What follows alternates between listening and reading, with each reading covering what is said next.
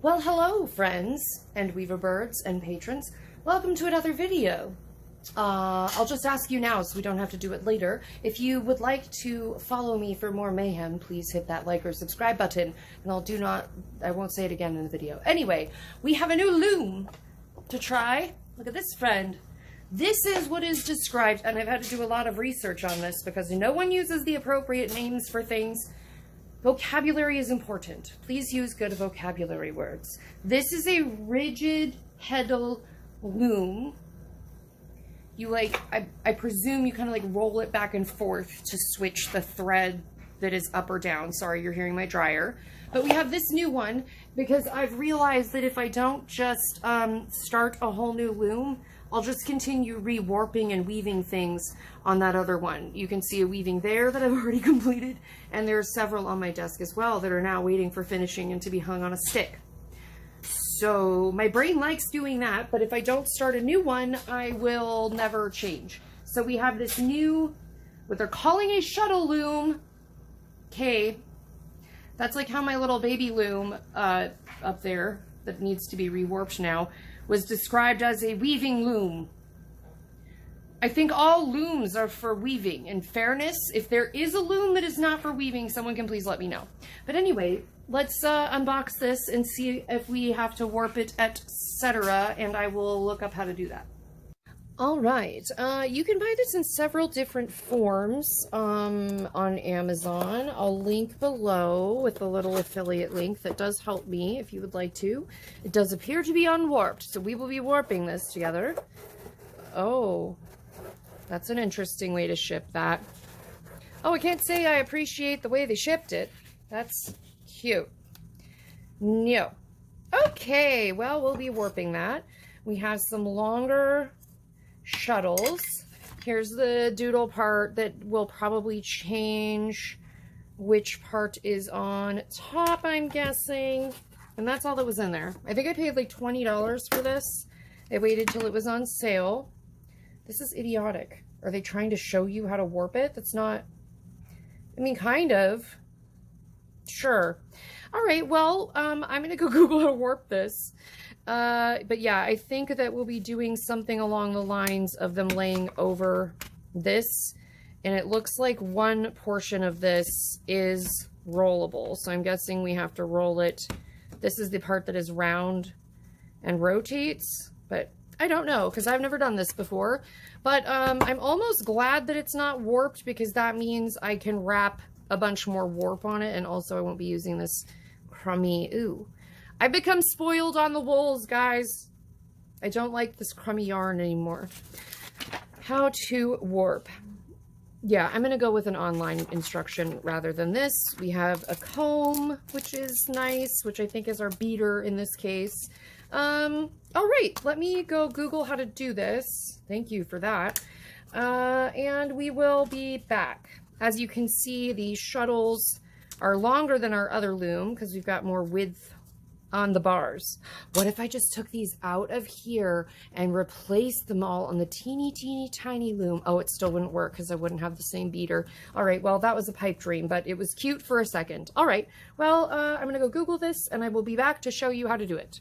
Well, we are back and I have read their instructions, which are semi-vague, but I think are doable. I also think it's doable that you could probably warp more than I'm about to warp. I'm just doing this to show the process. But I believe that if you unscrewed this and worked out how to make all your loops line up and be even, you could easily then just roll this up and screw it back into the loom. We'll show you, that's just loose, by the way. You can see that these have a deep ridge under here, so these should be facing outward so that they will hold your thread on, whereas they do not have a groove on the back side, as you can see. And then we will be rolling this bar, evidently, that has nothing to keep it from going like that while it's full of your thread, except tension. And I have been warned that, not warned, but the instructions advised me that, and unhelpfully, by the way, this was given over one photo, just one, that the thread needs to go through each of these things once, but it needs to go through each of these twice.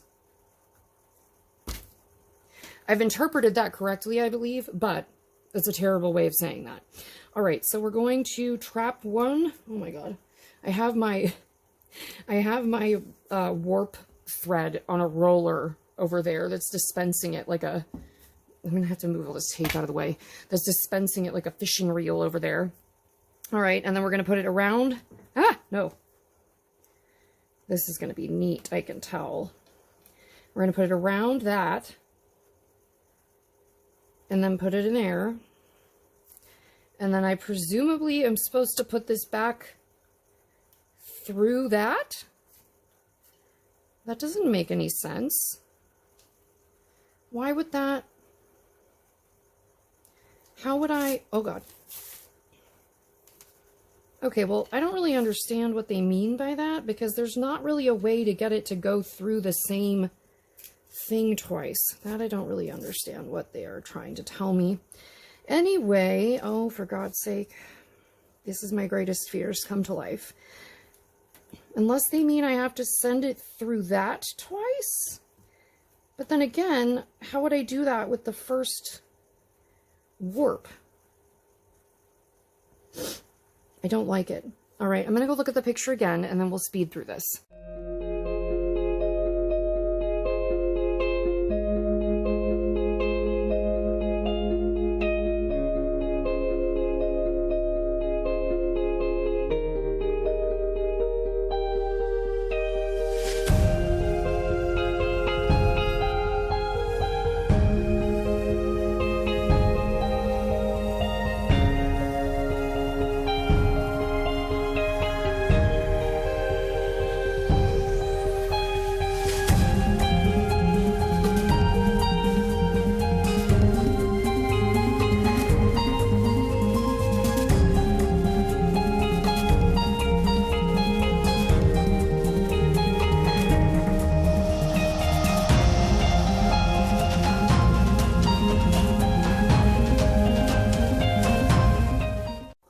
So I'm just going to zoom you into this because I already knocked every single one of the warp threads off of here, because this is all the play you get. Let me show you.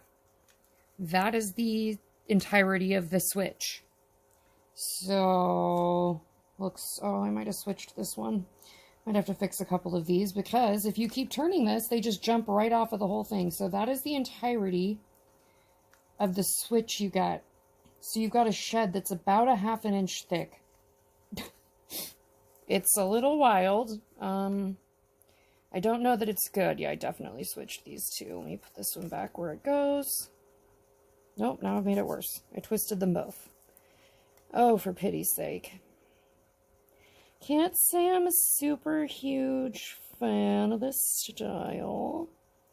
What the hell is this extra third one I put through this hole? Who are you?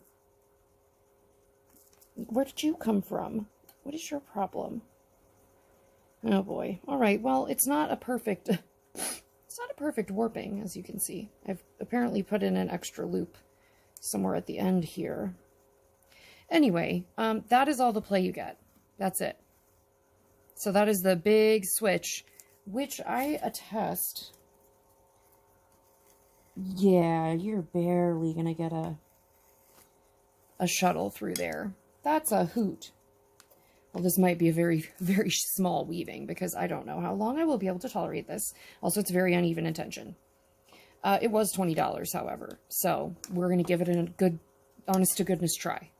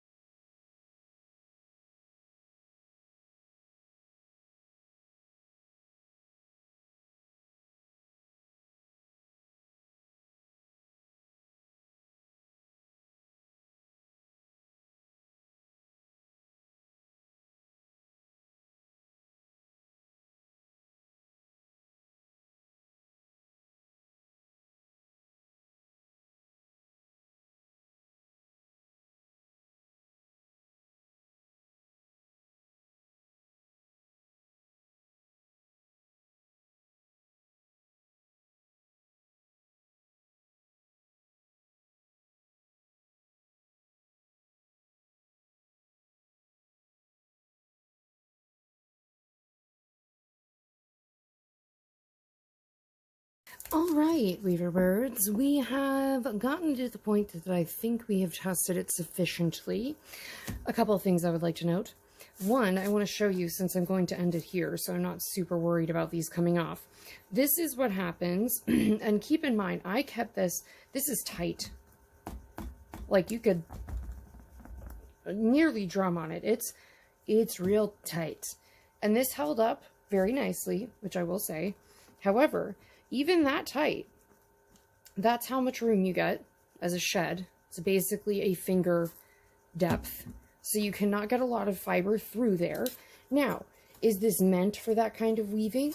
I don't know. I think this is actually a really great tool if you're like a wall tapestry maker, because a couple of their example photos, they had ones where they had tassels and all sorts of stuff and loop-de-loops and floofs all tied through here and fuzzy yarns. However, what I will show you is this.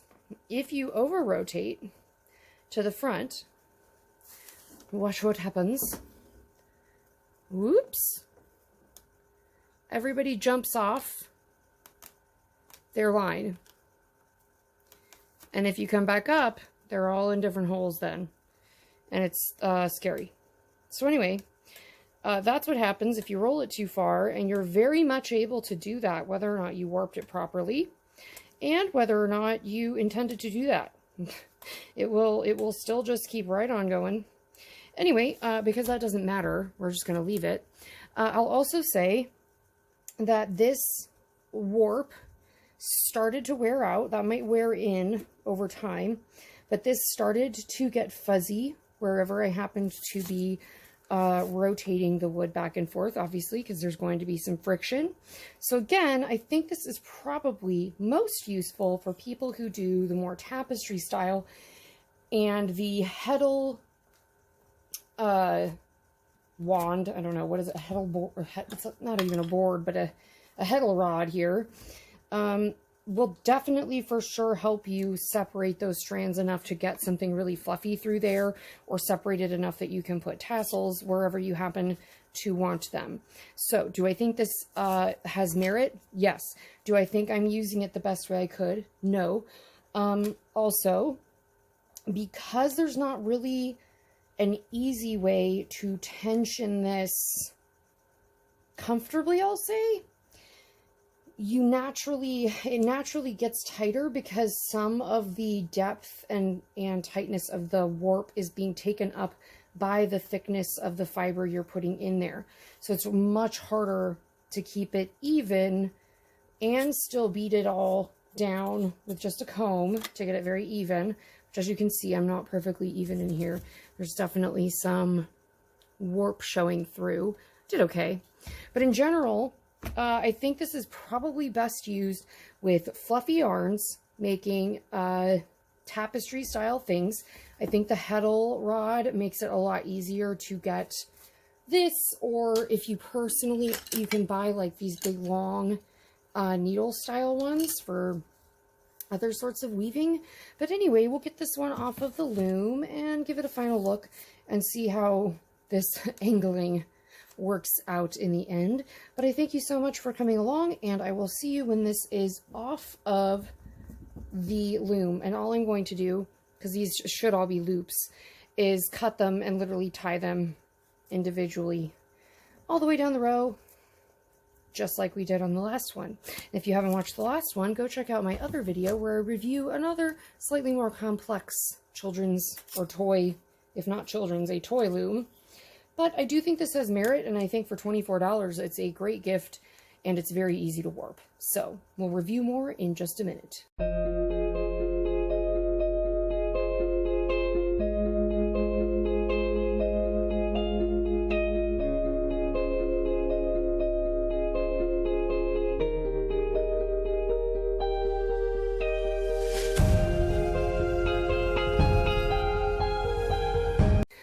Alright, well, I just did a basic tie-off on the other end, same as this one. You can, in fact, see that it is wider at one end than the other. That's probably due to practice and me having never used the tool before.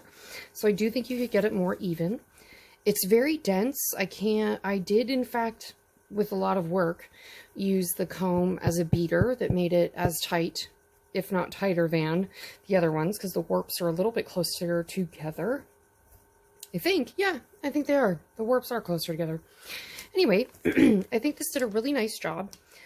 Would I give this to a young child? No, because that whole thing where it like will flip right off the top, not advised for a small. However, if you have like maybe an 8 and up, I think they could absolutely do this.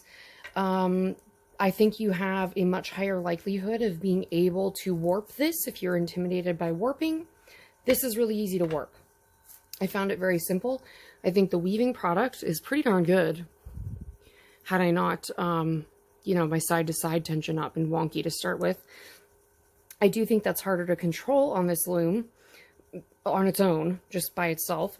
But I think if you have no experience, great, because you can do the whole tapestry thing and tie a bunch of shenanigans onto it. And also, you need not warp it as tight as I do. I tend to have a death grip on things, and that goes from my yarn as well. So anyway, I give this like a 4.5 out of 5, or maybe an 8 out of 10 total. I think it's a good product for $20. I mean, go nuts. I'll probably warp up something that's just maybe this wide and use all of the yarn scraps from all the weaving I've been doing and just like fill an entire fringe belt or something. Anyway, I was pretty impressed by this product, and I hope you will stick around for more videos like this. Thank you again to my patrons, who are the people who make it possible for me to make these videos for all of us. And I hope to see you in the next one. Bye!